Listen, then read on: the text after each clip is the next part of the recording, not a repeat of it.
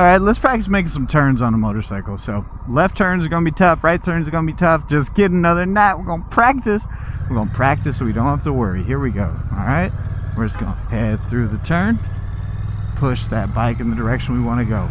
Remember, in those slower speed turns, especially if you're not carrying much speed, the most important thing you can do is just kind of just let that bike lean in the direction you want it to go. You're not adding a whole lot of throttle. You're not moving at any real pace. So you kind of just want to let that bike just fall. The way I really want to say is let the bike kind of fall in the direction you want to go. Like if you're trying to go right, just fall right. Left, fall left. And you'll be okay. When you are moving at speed, the thing you're going to want to do is think about like the superhero pose.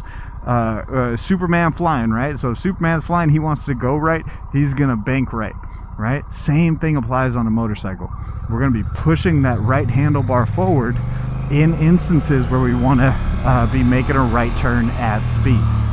Okay, if that doesn't make sense, I'll try to show you in a second.